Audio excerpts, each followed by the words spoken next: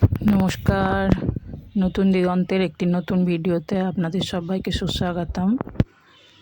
আমার আজকের রেসিপি পুরভরা আলু পোস্ত। ওই জন্য আমি প্রায় একই মাপের কতগুলো আলু নিয়ে আলুগুলোর মাঝখানটা কুড়ে নিচ্ছি, পিলার দিয়ে মাঝখানটা কুড়ে নিচ্ছি।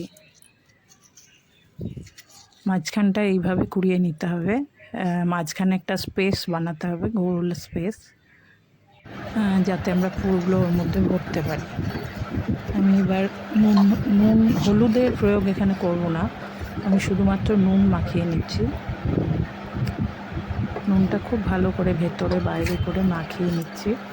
মাখিয়ে 5-7 মিনিট মতো রাখবো, যাতে আলুটা নরম হয়ে আসে নুন মাখানোর পরে।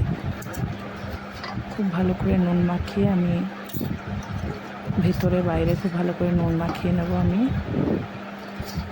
মাখিয়ে বেশ খানিকক্ষণ রেখে দেবো, 5 থেকে 7 মিনিট। এবার আমি পুরটা বানিয়ে নেব।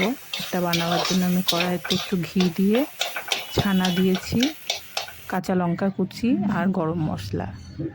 আমি পুরটা একটা আলুর মধ্যে ভরে, আলুর থেকে যে জলটা বেরিয়েছে সেটার মধ্যে মাথার দিকটা একটু ডুবিয়ে আমি কর্নফ্লাওয়ারে আস্তে করে চেপে ধরবো। তাহলেই আমাদের স্টাফিংয়ের যে মুখটা সেটা সিল হয়ে যাবে। এভাবে আমি সব আলুগুলোকেই করে নিয়েছি। কর্নফ্লাওয়ার গুলে এটা বানালে কিন্তু এত সুন্দর ব্যাপারটা হবে না। আমি এবার সমস্ত আলুকে ভেজে নিয়েছি। আমি কড়াইতে কালো জিরে কাঁচা লঙ্কা দিয়ে এবার আমার পোস্ত বাটাটা ছেড়ে দেবো।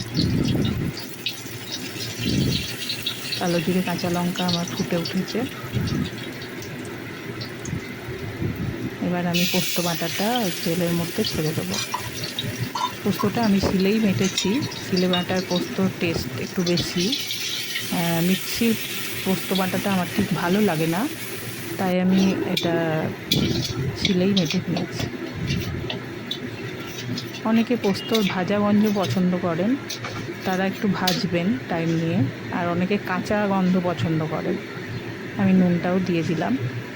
যারা কাঁচা গন্ধ পছন্দ করেন তারা পোস্ত দেওয়ার পর ডিরেক্ট জল দিয়ে দেবেন। আর আমার ক্ষেত্রে আমি ভাজাটা পছন্দ করি, ওই জন্য একটু নাড়াচাড়া করে ভেজে নিচ্ছি। আমি ওর মধ্যে নুনও ছড়িয়ে দিয়েছি আর একটু চিনি দিয়েছি। একটু বাটি ধোয়া জলটা ওর মধ্যে দিয়ে দিলাম। দিয়ে খুব ভালো করে নাড়াচাড়া করে আর একটু জল লাগলে দেব, কেননা আলুগুলো অলরেডি 80% কুকড আছে, আর 20%-এর মতো কুক করতে হবে।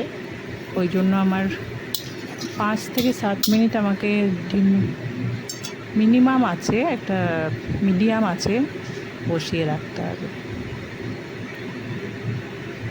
আমি আলুগুলোকে এবার পোস্ত ফুটছে, এবার একটা একটা করে সব আলুগুলোকে ছেড়ে দেবো।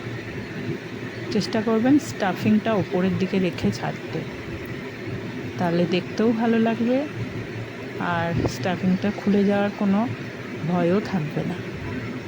আলুগুলো স্টাফিংটা ওপর দিকে করে ছাড়তে। আমি সমস্ত আলুগুলোকে এইভাবে ছেড়ে দেব। আমার পুরভরা আলু পোস্ত প্রায় রেডি।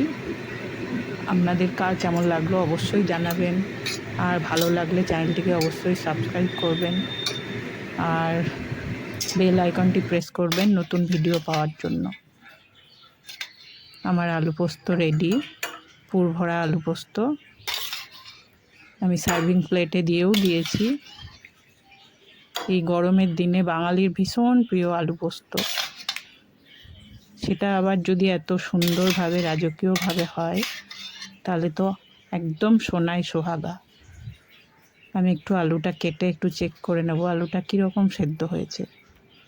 আমি ওই জন্য ভালো করে একটু কেটে একটু দেখে নেব যে কতখানি সেদ্ধ হয়েছে। না, খুব ভালো রকম সেদ্ধ হয়েছে আলুটা, খুব সুন্দর করে ভেতর থেকে লাগছে। এবার বাড়িতে অবশ্যই বানাবেন, এই গরমের দিনে সবাইকে খাওয়াবেন, আর ভালো লাগলে অবশ্যই চ্যানেলটি সাবস্ক্রাইব করবেন।